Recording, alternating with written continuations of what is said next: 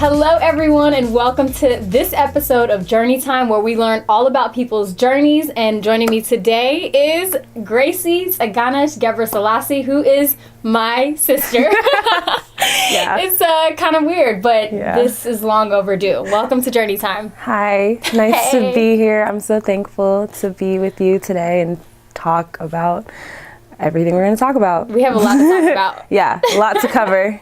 So Gracie's name is Tseganesh, but she goes by Gracie. And why don't you tell them a little bit about your stage name? Gracie is an artist. She is a scholar. She's actually a Bill Gates scholar, and I'm really proud of her for that. And she is a rising senior at University of Southern California, and she's big in the community, always coordinating different events and all sorts of things. So tell us a little bit about your artwork and some of the things that you do. Absolutely. So my stage name is Tsega Beloved. That name stems from my real name, which is Tseganesh. The Tsega or Tsega part is the part that actually means grace, and that's why I go by Gracie. And the beloved identifier that I chose to add on to my stage name, I choose because I identify as a beloved child of God as my first and realest last name before anything else. So Tsega Beloved. I do graphic design, sculpture, painting, drawing, music, and poetry. I recently had to change my Instagram caption to I do everything because I just, I'm a person that likes to express through different mediums, and that's my art. It's never, I'm not just a painter or a poet or a musician. I just go by artist because I think there's just so many ways to express yourself, and they're all beautiful, and I try my best to explore them. And you do that. You do that whether it's through your music, whether it's through coordinating photo shoots.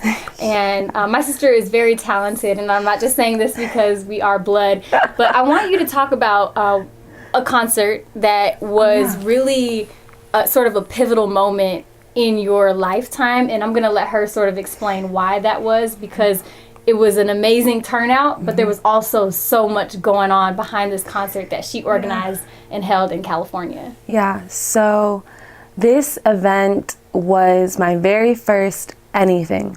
In terms of, I'm now an artist and I have to show what I've done, what I've created. I want to exhibit it for the world.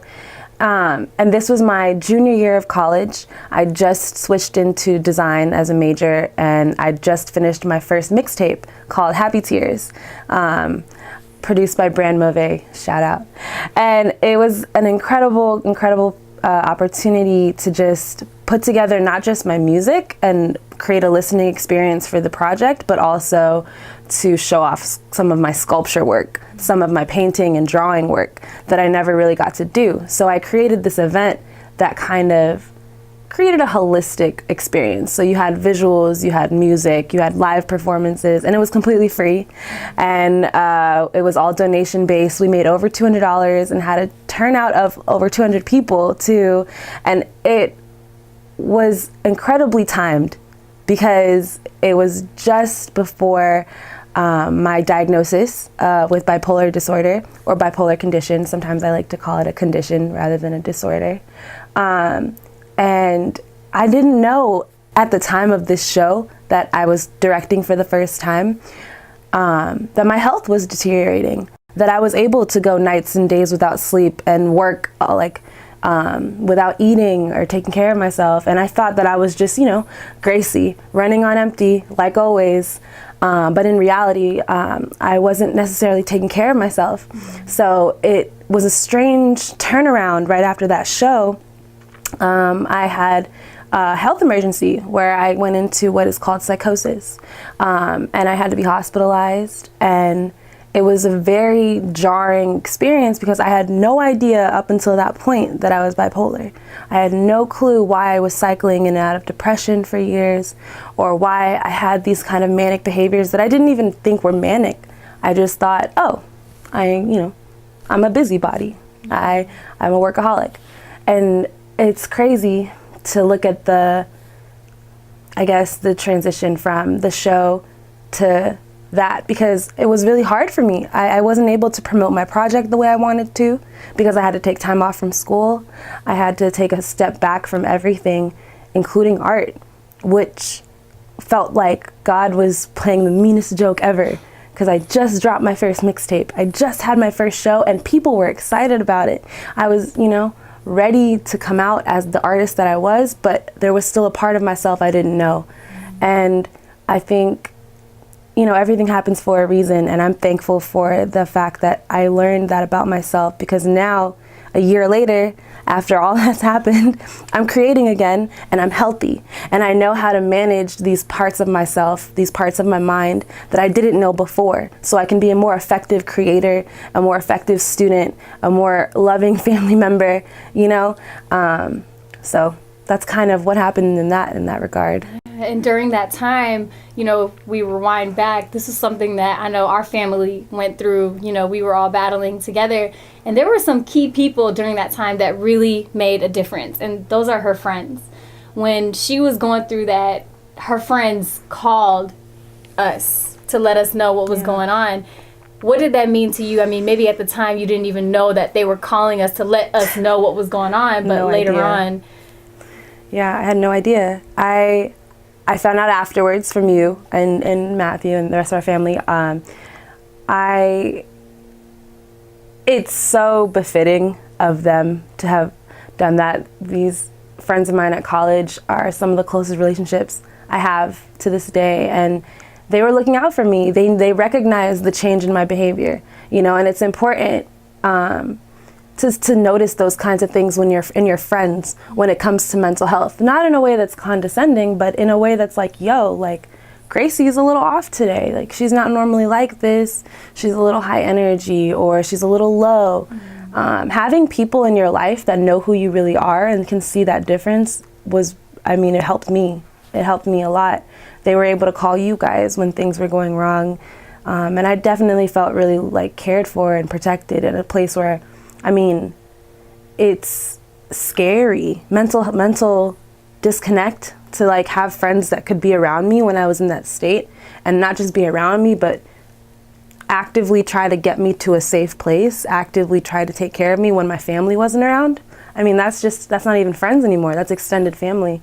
And I'm so thankful that they recognized those things in me and were able to get me to help as soon as possible and contact my family. So I love them so much for that. I'm so thankful for each and every one of them. They know who they are. I don't have to say, but I'm thankful for my friends. Yeah, and I want to talk about that experience too. First of all, there's a lot of stigma around mental health and, bipolar conditions and things of that nature. In your situation, you really were diagnosed with a bipolar, condition. And can you talk about what that condition is, and maybe how to combat some of the negative stigma attached with mental health? Yeah, absolutely. So, the first thing, thank you for saying bipolar condition. And I think that's one of the first things we can do to break that stigma, right? Is stop looking at these diagnoses as a disadvantage, a disorder, a disability, when really some of the traits that are attributed to my bipolar disorder empower me as an artist, empower me as a friend, and as someone who engages with people emotionally. I think those nuanced sensitivities that come along with what's just thrown into the bag of bipolar can also be my superpower, quoting Kanye West, But in terms of what it actually is, I'm bipolar type 1. So type 1 is a little different from type 2, where it's characterized not only by bipolar depression, which is in type 1 and type 2, but it's also characterized by mania. And basically that means for most of my life, if I'm not medicating and taking care of my diet and exercise and physical and mental and emotional health, I will be cycling in and out of depressive episodes and manic episodes, sometimes on a weekly basis, sometimes monthly. It just depends on my health. Bipolar is very tied to our physical body. So if I'm also not physically sleeping enough, if I'm not eating enough, then I can induce the manic episodes. I can induce mania. And the most extreme form of mania that you're susceptible to as type 1 is psychosis, which is what I had to go through in order to even discover that I was bipolar, because all the other symptoms I think I just wrote off as hormones or a part of my personality or my sensitivity for such a long time without really noticing how physiological it all was.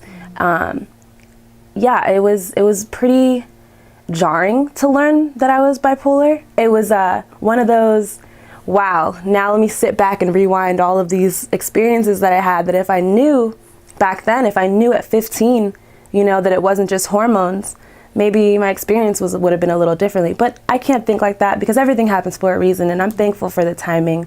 I'm 21 years old and I know, and and that's a gift. That's something to be thankful for, because now I can take care of myself. It's harder when it sneaks up on you, mental health, and that's the trick, and that's why it's so important to be aware, because if it sneaks up on you, you have no way to treat it. You have no idea how to fight this battle. But when you know the ins and outs of what can come at you and what can attack you, you can fight right back. Yeah. So. And what can you say to families that maybe have a daughter or a son or a relative that are going through the exact same thing that you're going through? Mm-hmm. How can they support them? How can they be better, relatives and family members toward them? I think the best advice and the first thing that came to mind is be patient, because it is a long battle. Like other lifelong, conditions like diabetes, this is something that your family member is probably going to have to deal with for the rest of their life. And the most valuable thing that you can offer them is your patience and compassion, because the process of finding medication that works for you, the process of adjusting your entire lifestyle to accommodate to your mental health, they're in a real battle, physically, mentally, emotionally, and spiritually. And sometimes as a family member, it may feel like you need to fix everything for them, or you need to step in. But sometimes just listening and talking to them and accepting them the way they are and not making them feel like they need to be fixed is tremendously valuable, because it's like seeing them through that. It's seeing who they are through all of that stuff. So. It's so great. I hope families can take something away. I know since you've sort of opened up about your bipolar experience, you've even had some people reach out to you and ask for guidance. And I know that you're very open to sharing that, right? Because we learn from each other, right? And we're able to grow with each other. So I guess, how can you, for someone that is going through it, what message do you have to them? You overcame so much.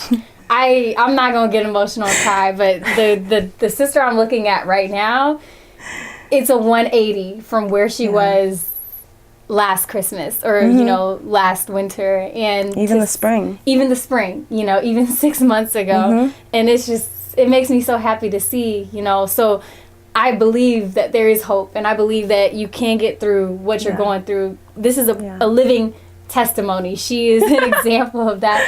So what message do you have to anybody that is going through some sort of condition or some sort of battle or some sort of experience like you did? No suffering is permanent. It's gonna get bad. It's gonna get hard, especially when it comes to mental health, especially that inventory you have to do with your emotions and your mind. And having a condition that's gonna be with you the rest of your life can sometimes feel like a trap, or that it's out of your control who you are. And I encourage everyone, in this dialogue that want to talk about mental health or learn about mental health, is to see it with loving eyes and see those parts of yourself just as lovingly as every other quality in who you are. And that's the only way that I've been able to really make sense of all of this, because it's undeniable that these parts of who I am fuel my art, fuel the things I care about most. And so it's kind of a double-edged sword, but it doesn't, the bad parts aren't forever. And when you come out, you can only come out wiser and stronger. You can only get better from the experience. So that's what I would have to say. Hope is your strongest asset when you're in that valley. Hope is the last and final thing you have to hold on to. So I encourage everyone, don't lose your hope, because no one can take that away from you. Hope is a gift that you give yourself. Amen to that. Thank you for that. And some of what you're talking about, I feel like you were hitting on some of those points in your mixtape, Happy Tears. Yeah. You were talking about this, you were holding on to this, you were pushing through, and it was almost like you were telling your struggle through your mixtape, and everyone around you didn't even know that this was what your reality was. Can you talk about that mixtape and how you even came about it? So Happy Tears was almost an accident how it came together. I was in the creative writing program at University of Southern California, and at the time I would send poetry back and forth to one of my really dearest friends who also produces music and raps. And one day he just said, yo, I want to put this to a beat, and about a poem I wrote. And I was just floored because I'd never really imagined taking my spoken word and transitioning it into rap music, until someone else had an ear for it and said, I could hear a beat to this. And that's how Happy Tears started. And I chose the name Happy Tears because if you listen to the project, it's a little bittersweet. There are some really I don't want to say sad songs, but sad songs. And it is a reflection on things in my life, things regarding our family, things regarding myself, my identity, things I've done to friends, things that have happened to me. All of it was kind of this emotional, introspective piece that was just meant to air out these things that I'd never really gotten to air out, that just sat in a really sensitive and tender place in my heart.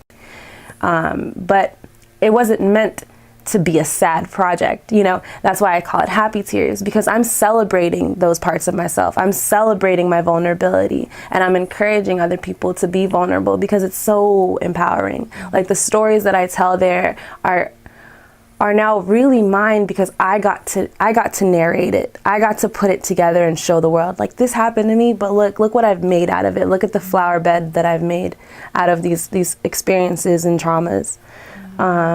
So Happy Tears is a really special place in my heart. As my very first project ever, I definitely am excited to do and try and experiment more with music.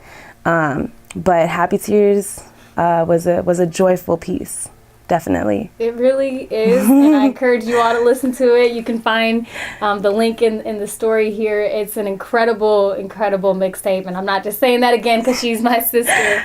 And I encourage you to continue creating the art that you've made and just continue being a light. And, we talked a little bit earlier, too, about how you are at USC. Mm-hmm. This girl's in California, a full ride scholarship at the University of Southern California. I mean, that is good. Not a lot of people can say that. And I know with our family's circumstances, it's truly a blessing. So talk about how you got that scholarship and the impact it's had in your life, being in California and LA and USC.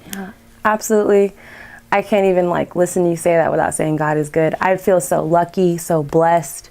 I mean, I wouldn't be at the college I was at if it wasn't for the Bill and Melinda Gates Foundation and their scholarship program that I gained in high school. And I never even really wanted to go to USC, is the funny thing people don't know. It kind of happened on a whim, but it was the greatest whim ever. I just kind of impulsively chose USC against a few other schools in the north and in Georgia. I just knew I had to go. I had to forge new ground, pave my own path, learn something new about myself in a new city, and it's been such a wonderful experience ever since. I'm so thankful for my scholarship that provides my housing, my food, my everything, my tuition, my transportation funds to fly from Georgia to there. I mean, there's just no burden placed on my mother and father. And coming from the financial situation I come from, I mean, that's the whole goal of the Gates Millennium Scholarship, is to provide opportunities to academically successful but financially challenged students. Because I mean, how that happens so often, where we have all this potential but no resources. Mm-hmm. And so I'm thankful for the resources that were afforded to me. I plan and hope and pray that I take these resources that were given to me and I turn them around to serve back these communities I come from, not just in Atlanta, not just in DeKalb County, even in Ethiopia, and on a larger global scale. Like, I want to help people because I've been helped tremendously. Absolutely. And you're already doing that with some of the volunteer work that you do, some of the events that you organize. What message maybe do you have? You know, you are the daughter of Ethiopian immigrants, and here you are today, you know, excelling in this society and really off to wonderful things. I already know your future is so bright. What message do you have, you know, to families, to children of Ethiopian immigrants, or to Ethiopian families, Eritrean families, really any family that's watching this right now, about where they can go in their lives? You can go anywhere. Absolutely anywhere. The only thing is time. That is probably the only thing standing between yourself and any goal you set for yourself. My sister has been the living proof for me my whole life that I can do absolutely anything I want if I work hard enough, if I set a goal, walk towards it. I mean, we have such unlimited potential, and I also believe, especially like within the Ethiopian and Eritrean Habesha communities, I mean, we're empowering each other every day. We got some brilliant youth, you know, ready to go out in the world and explore. And I would also say, have an open mind. I mean, I'm an artist. My sister's a journalist. We definitely don't fit the mold of the doctor, lawyer, engineers of our communities, you know, love to put us into sometimes. But I think you see it. You can see we're doing it. You can see that it can be done. And especially to any young folks watching this that are encouraged or inspired, whatever that crazy dream you have, whatever wild thing you say, oh, I would do it if I were that type of person, or if I had these resources, or if I went to school for it, maybe. Do it. There's nothing standing in the way besides your own decision, besides your own fear. You have the autonomy to create the life you want. And that's the gift of being here. We can do anything. Absolutely. And you continue to show that as well. And you inspire me in so many ways. I do just want to, as we wrap it up, any final words of just encouragement to anyone watching that you can share before we conclude?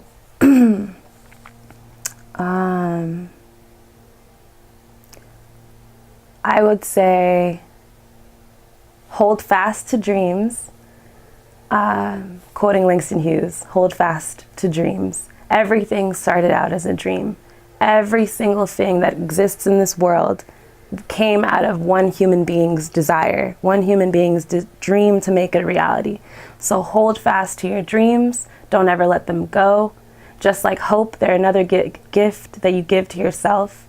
My dreams are what keep me getting up every day to try, to push through whatever battles I have to deal with in the day, even outside of mental health, when it comes to relationships, when it comes to school, the struggle of just getting through life. Sometimes we have to hold on to those intangible things like our faith and our hope and our dreams and our love, because, it recharges you. So that's, I guess, the last thing I have to say. I love that. She is just full of gems, as you can see. How can people keep in touch with you? I know how to keep in touch with you. I have all your information, but yes. If people want to follow you on social media or listen to your music or follow your artwork, how can they do that? On everything, I am Tsega Beloved, and that's Tsega with a T, so Tsega Beloved, no underscores or spaces. You can find me on all music streaming platforms, and you can also find me on Instagram, Twitter, and Facebook under Gracie, Gebresilassie. She's incredible. Gracie, thank you for sharing some of your journey with us. Yeah. You are an inspiration to many, including me. I hope you learned a little bit about her journey and was able to take away some gems. I know I certainly did, even though this is not the first time I'm hearing this story. Hopefully you enjoyed it. You know how to keep in touch with her. You know how they say, Barachi, keep it going. I love you so much. I love you too. And thank you for watching. We hope you enjoyed, and we'll see you in the next episode. Ciao.